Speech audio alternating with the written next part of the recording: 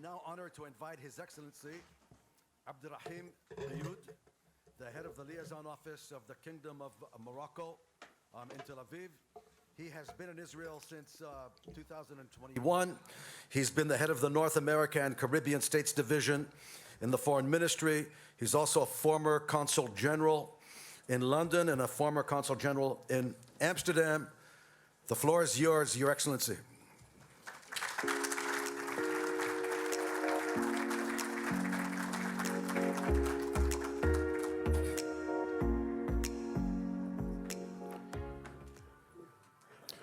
תודה רבה.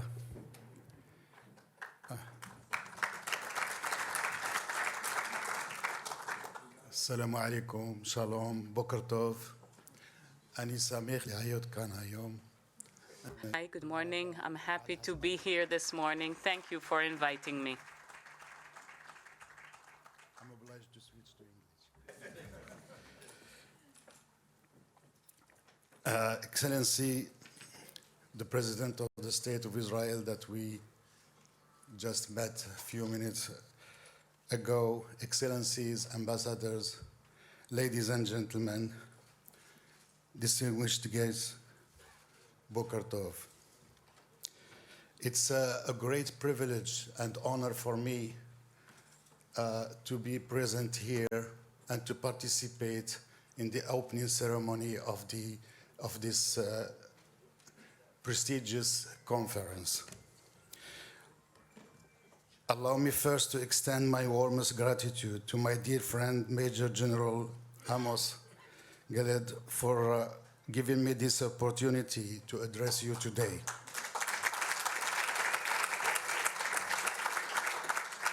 To address you today in the opening ceremony of this prestigious conference, which is being one of the most renewed worldwide platforms for debate on issues of top priority in the international arena. A special gratitude here to my dear friend, Dr. Reichman, for his personal commitment and the university's contribution to enhancing Morocco-Israel relationship.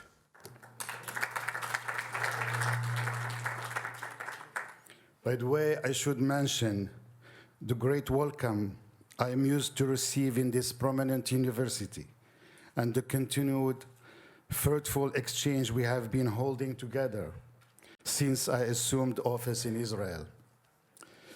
While being here, I must say that I'm also happy to see the number of Moroccan students constantly growing in Reichman University. And we are looking forward to the Reichman University visit to Morocco that will enhance further the exchange between students from the State of Israel and students of the Kingdom of Morocco. Your Excellencies, ladies and gentlemen, this year's conference entitled Vision and Strategy in an Era of Uncertainty. That's the right title, yes, Major? Definitely falls on a time in which our world is facing many challenges and threats at all levels, from security, food, to energy, and so on. But it also gives us opportunities. There is no doubt that the wars and crises in some parts of the world nowadays have raised awareness on the need of promoting alternative supply chains, mainly to ensure food security and energy sufficiency and to navigate the current world environment, and this through efficient partnerships regionally and globally. Your Excellencies, ladies and gentlemen, my presence here today is particularly to showcase Morocco's assets as a strategic and reliable partner and commend the level of relations we have succeeded to build together, even in the era of uncertainty we are talking about. Under the wise leadership of His Majesty King Mohammed VI, the kingdom is being first a beacon of stability that spreads the values of peace and tolerance, and actively contributes to the international agenda in fighting extremism and security threats.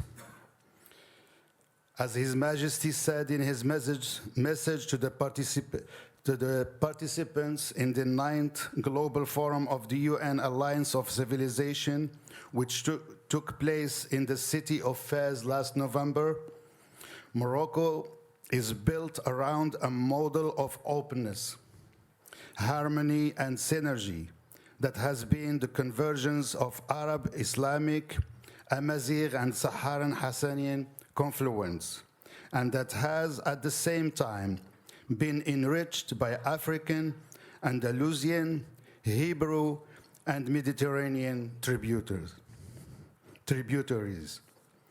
During its tenure as co-chair of the Global Counterterrorism Forum, Morocco has keenly played a central role in this multilateral counter-terrorism platform.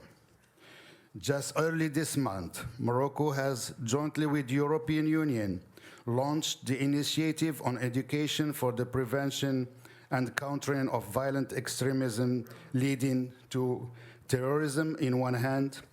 In the other hand, Morocco is also being one of the most attractive destinations to investment in green and clean energy and a regional hub as a gate to Africa continent due to its political and strategic location and political stability, robust investment, regulation, and highly qualified human capital. Your Excellencies, ladies and gentlemen, all those assets Morocco enjoy offer numbers of opportunities for cooperation on which our two countries are building their partnership.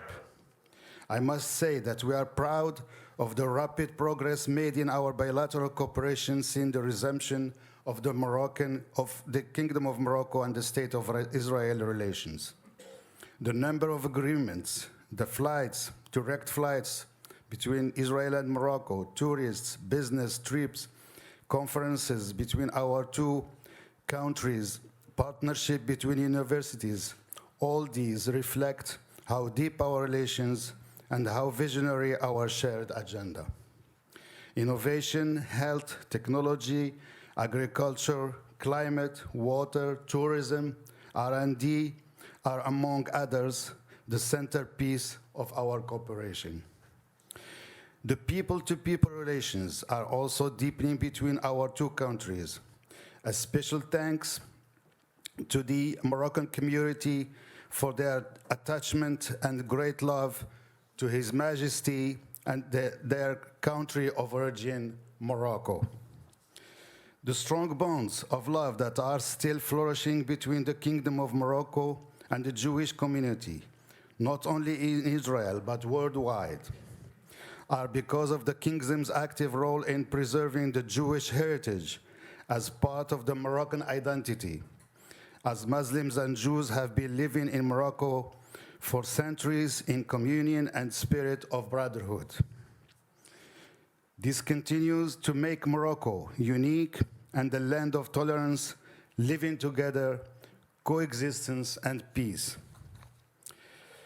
Your Excellencies, ladies and gentlemen, Morocco's commitment to peace bears upon the kingdom's shoulders the willingness to see also a prosperous and peaceful Middle East, especially as His Majesty is the chair of the Organization of the Islamic Cooperation Al-Quds Committee. This brings me to emphasize Morocco's support to a just and lasting, equitable peace based on a two-state solution. Sorry, Mr. Hisham, I'm going to skip what you wrote for me, but I just want to make some comments.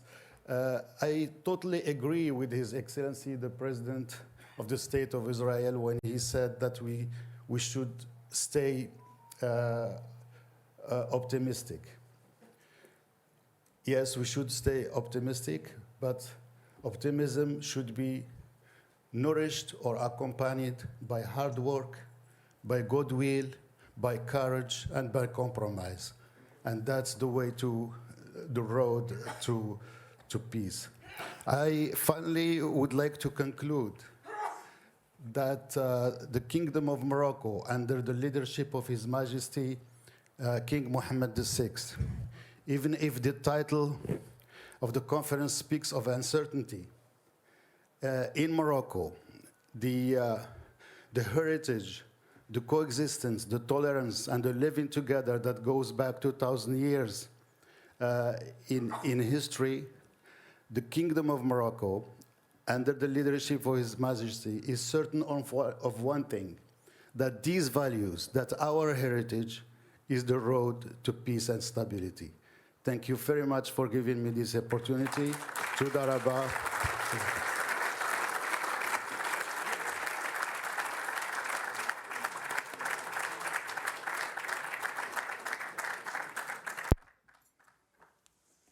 Shukran, Your Excellency. Thank you. And wa alaikum assalam. Okay. Okay, so Now, עכשיו אני עובר לעברית. Okay. I will switch to Hebrew now.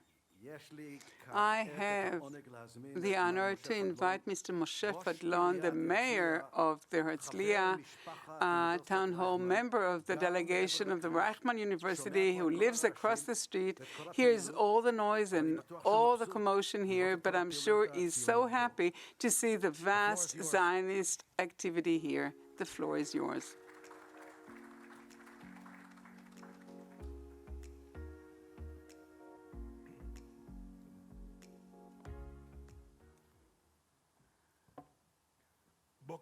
Good morning. Good morning. The president and founder, chairperson of the board of directors, Professor Uriel Reichman, the president, Professor Raphael, the head of strategic Policy Institute, Major General in Reserve Amos Gilead, distinguished audience one and all. I am delighted to participate in the annual conference that comprises the main platform for the discussion of the most important political and national issues. The top echelons of the security, economy, and social spheres in Israel come, and here we discuss the chances, the forecasts, and opportunities that lie ahead of us. This year, we are discussing vision and strategy in an era of uncertainty.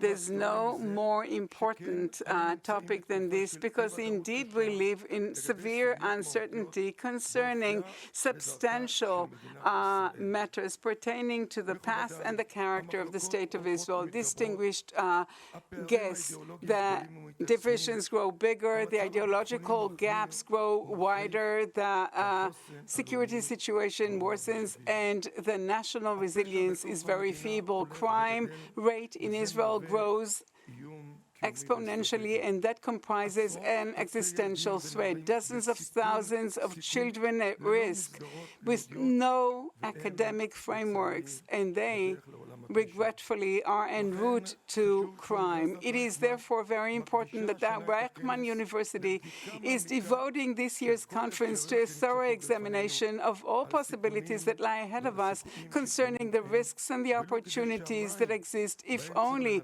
for the water in which we have to navigate be a lot less stormy. As the mayor of the hosting city, I'm full of appreciation to the Reichman University, my friend, the founder, Professor Reichman, the incumbent president, my friend, Professor Rami Melnik, and all the academic faculty of the greatest of qualities, who for many, many years have held the most significant conference with very, very senior participants from Israel and around the world, who guarantee that this be a very thorough and profound conference that would bring a novelty to the various issues on the agenda. The Reichman University has long ago turned into a symbol of excellence, and it definitely guides the way to students and faculty. We thank the university for being willing to operate alongside with us in many shared ventures that contribute to the city and the students, and see the values of caring and social involvement, and see how these turn into a power that impacts the life of the residents. I thank all of you for this very good cooperation. And to you, the participants, I wish very fruitful discussions. May you enjoy a very happy Shavuot holiday. Thank you very much to His Excellency the Mayor, and every conference that is organized by a Major General in reserve should keep the time very meticulously, and I have good news. We are sticking to the timetable, so I'm not going to be grounded by the Major General for the whole weekend. So as you all know, he's the head of the Institute for Policy and Strategy, IPS, chairperson of the Herzliya conferences in the Reichman University. I simply have to say a few words. This is your water, by the way. It is yours. You have half a canteen waiting for you here. And the story goes like this. I have a tip for every one of you. When Amos speaks, take out your notes and a pen and jot down everything he says, because whatever he says is worth note-taking. He's one of the people who know how to explain the Middle East in half an hour, make everyone understand what he says, and he brings in a few new words to the Israeli lexicon. Hamastan and Hezbollastan are new words in the Hebrew language, coined by this Major General, and now everyone is using those words, but no credit is being given to him. So I simply want to thank Professor Reichman for his wisdom of bringing this Major General to us, because the added value of Amos Gilead at the Reichman University is totally so hard to evaluate and quantify. We talked about this yesterday. So what we have here is hundreds of students who study with him and study from him what is happening. Now, you must notice that he is a personal friend of so many leaders in the Middle East, and I think that they get along with him mostly because of his honesty, his courage, but also his incredible sense of humor. One day I'll tell you about WhatsApps we exchange at 1 o'clock in the morning in jokes, because it is great fun joking with you, and he even taught me a few words in Arabic. Amos, the floor is yours. Good morning. First of all, the first line item in my will, it says, Jonathan will eulogize me. What you just saw now is a preparation for that eulogy. I don't know what the date will be. So I'm truly thrilled to be standing here, because I think there's such a significant representation here, respectable representation, Professor Reichman and the entire senior faculty, and of course ambassadors from Arab countries. That always warms my heart, and I'll soon talk about that. And of course, from Europe, the ambassador of the EU and the US ambassador, people from the entire system come here in order to discuss and address issues of national security. We decided on the name for this conference a year ago, policy and strategy in times of in an era of uncertainty. We had a hunch that this would happen. Today, the unofficial title of this conference is 911. You know, when you call 911, all emergency and relief services come. And this is what I'd like to elaborate on following the fascinating overview given by Professor Reichman. I'll talk from the angle of national security. You'll hear about some of the most powerful leaders of this country, the head of the Intel Directorate, Chief of General Staff, Minister of Defense. They'll each present different angles. I don't know which ones. But let's get straight to business. We are at a junction which is unprecedented in history. We are at the peak of our power as we face ever-broadening threats, and the central threat is the Iranian threat. Iran, the Islamic Republic of Iran, which used to be one of our biggest friends, has become one of our worst enemies. It's not just our enemy, it's the enemy of Sunni Islam, of the Arab world. And as for Israel, in contrast to the Arab world, they are determined to destroy and annihilate the state of Israel. Jews can live in a friendly way, just as they do in Iran, according to the Sharia interpretation, but not in the state of Israel. And a lot of people find it difficult to understand. What do they want from us? This is what they want from us.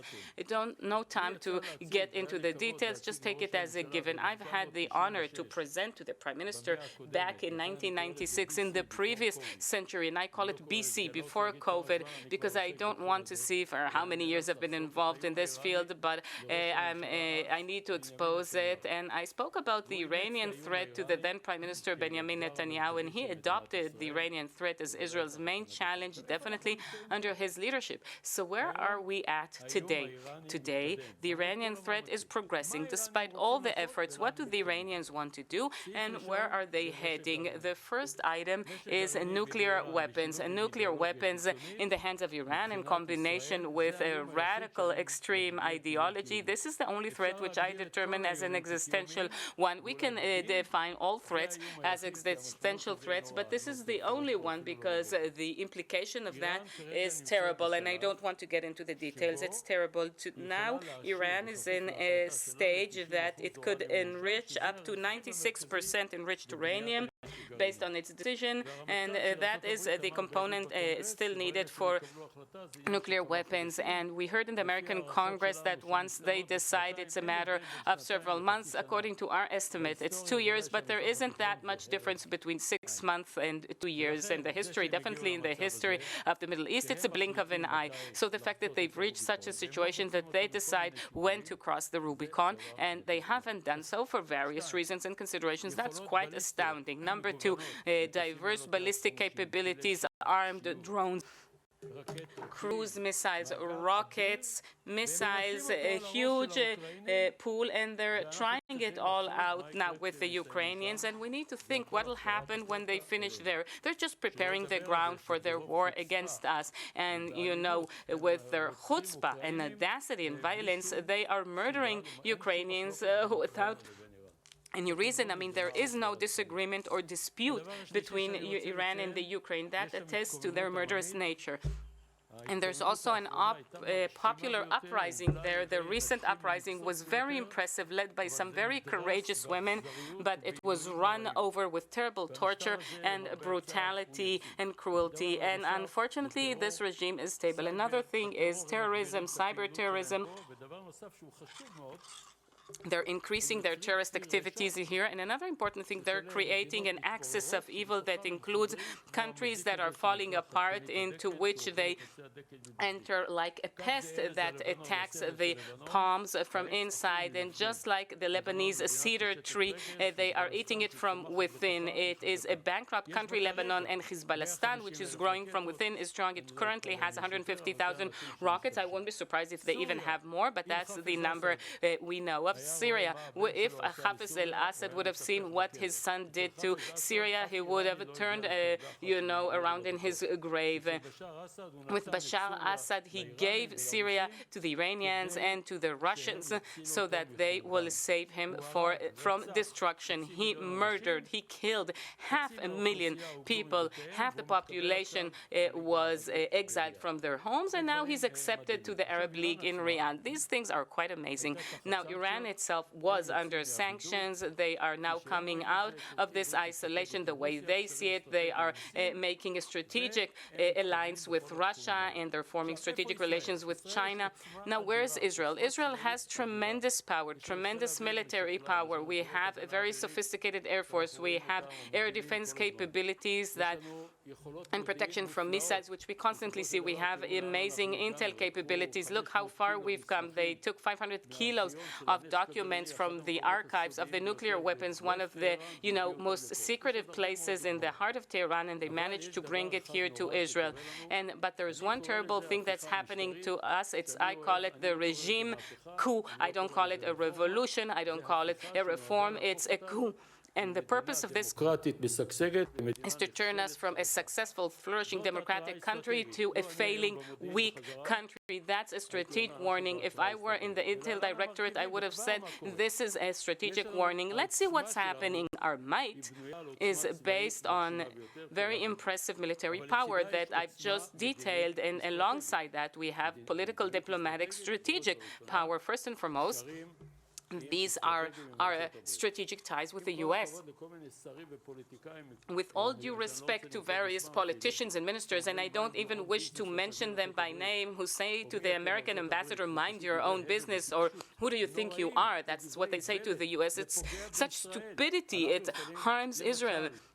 We can for example, attack in Iran without strategic coordination with the U.S.? And I'm not getting into any military secrets here, no, but if the President of the U.S. does not meet with the Prime Minister of Israel, it's a very significant dent and harm to our capabilities, to our strength. And there's wonderful collaboration between the Israeli security establishment and the U.S. and the Air Force, but there isn't any alternatives to a strategic relationship between an Israeli Prime Minister and a U.S. President. Strategic coordinations are only made on that level. And the President of the U.S. says the special relationship, I'm translating him, it's not that this is what he said explicitly, but this is what is implied. The special relationship between the huge U.S. and Israel is a basis which is called shared values. That's a code name for democracy. If we do not have a democracy here in Israel, then our ties with the U.S. will be harmed. In all these illusions about regime change, administration change in the U.S., these are dangerous illusions. Nobody knows what's actually going to happen there in January. And I can tell you for sure that in January 2025, there will either be a Republican president or a Democratic president. That's it. All our wonderful intel cannot let us know anything more than that. And if there's a third option, I can tell you that he won't be elected. But without this special relationship with the U.S., which is global spanning, it's not just the direct relationship, it's the strategic backing. If we continue with this regime overall, we will reach an abyss. Number two, we are a startup nation. It's quite amazing what's happening here. And if we don't have a democracy that defends the system with basic rights, this money will come out of here. Without these immense investments, we lose that edge, and that's a great witness. Our extra currency that we've aggregated will run out if we are fostering, these studies that lag behind. If they think that 2 + 2 is too much of secular studies, and what do they study in Iran? They study physics and chemistry, and we're going to raise at our expense here. It reminds me that famous comment of Marx that capitalism will kill itself by financing the rope from which it will be hung. And that will be a terrible disaster if our educational system goes bankrupt. And in this university, which is a pioneering university, but throughout the university, throughout the Israeli academia, without, democracy, we won't have an academia. What will we turn into? Hungary, Poland? Thank you very much. I want to stay democracy, and we're going in this path with respect to education, economy, technology. The head of the Authority for Innovation gave a strategic warning. 200 economists gave a strategic early warning. So what are we waiting for? The writing is on the wall. Our power relies on that. And I'd like to add something else to that. Israel has managed to develop with the Arab countries amazing strategic relations, and I've had the honor to be involved in that, including the Sisi, the president, and with the Hashemite Kingdom of Jordan. And when I see that there's a minister without the map of Jordan behind him, as if Jordan doesn't exist, it drives me crazy. The strategic ties, I don't know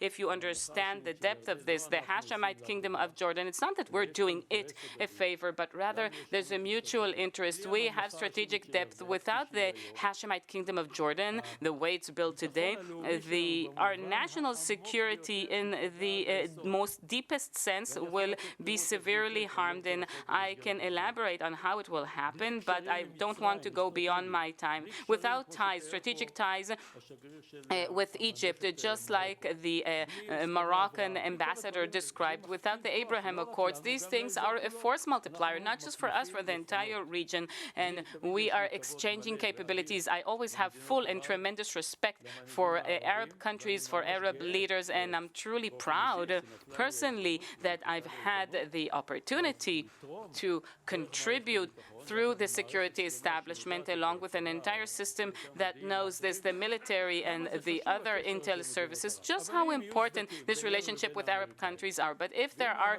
these cracks and rifts between us and the Americans, and if our status, you'd be surprised, as a democracy, perhaps the only democracy in the Middle East, if that will be undermined, then changes will occur there as well. And I'd like to say something about the Palestinians from a perspective of a strategic analysis. We can expect a strategic threat. I don't want to call it existential because I don't want to diminish from the term. The Hamas, Harakah Mukawama Islamiyah, is the Islamic resistance movement, and their vision, just like Iran, is to crush us. Hamas today, along with Palestinian Islamic Jihad, they belong to the axis of evil established with Iran. They are Shiites, the Iranians, they're Sunni, but they have a common goal. We need to do everything we can to weaken Hamas and to strengthen the Palestinian Authority that, in contrast to the predecessor of Mahmoud Abbas, Abu Mazen, he's against terrorism, but people say about him that he's a terrorist. What does that mean? They'll break apart the Palestinian Authority and the civil administration, and just like the Minister Smotrich wants, that will pave the way for direct conquest. And this is a tremendous burden on the military, and along with the judicial overhaul, whether or not it be delayed or cancelled, that will completely change the nature of Israel as a Jewish and democratic state. If we're not a democratic state with the Zionist vision and the Declaration of Independence and everything else we've accumulated over the years, then we are on a very bad trajectory. And I think that I must share this harsh message with you. This is actually our agenda in the conference, to give this strategic early warning. And you know, that's my opinion. People, this is the academia. We have freedom of opinions here. There could be other opinions, but the purpose of this conference, and I'm so delighted that such senior ranking officials decided to come here and share their thoughts with us. But I'd like to say to you, as my concluding message, Israel, if it won't be a democratic country, if we will have